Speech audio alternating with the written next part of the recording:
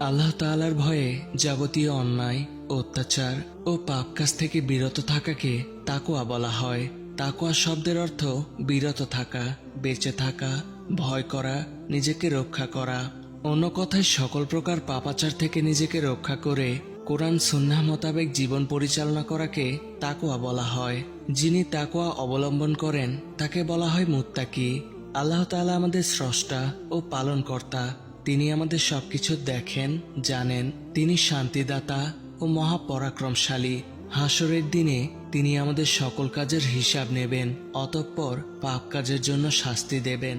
আল্লাহ ভীতি হল আল্লাহ তাআলার সামনে জবাবদিহি করার ভয়। অতঃপর এরূপ অনুভূতি মনে ধারণ করে সকল পাপ থেকে বেঁচে থাকতে হয়। সকল প্রকার অন্যায়, অত্যাচার, অশ্লীল কথা, কাজ ও চিন্তাভাবনা থেকে বিরত থাকতে হয়। আল্লাহ তাআলাকে ভয় করলে এসব পাপ থেকে সহজেই বেঁচে থাকা যায়। ফলে মুত্তাকিগণ পরকালে জান্নাতে প্রবেশ করবেন। সূরা আন-নাজিয়াত আয়াত 40 থেকে 41-এ আল্লাহ তাআলা বলেন, যে ব্যক্তি আল্লাহর সামনে দণ্ডায়মান হওয়ার ভয় করবে ও কুপ্রবৃত্তি থেকে বেঁচে থাকবে তার স্থান হবে জান্নাত। তাকওয়া একটি মহৎ চারিত্রিক বৈশিষ্ট্য।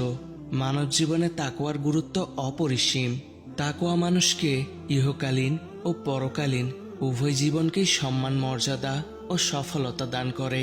ইসলামী জীবন দর্শনে মানুষের মধ্যে সবচেয়ে মর্যাদাবান ব্যক্তি হলেন মুত্তাকিগণ।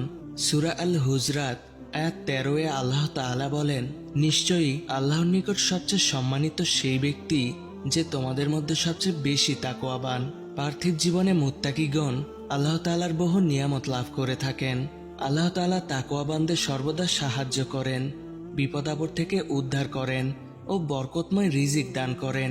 মুত্তাকিরা জানেন কোনোভাবে আল্লাহ তাআলাকে ফাঁকি দেয়া সম্ভব নয়। ফলে তাকওয়াবান ব্যক্তি সকল কাজেই নীতি নৈতিকতা অবলম্বন করেন এবং অনৈতিকতা ও অশ্লীলতা পরিহার করেন।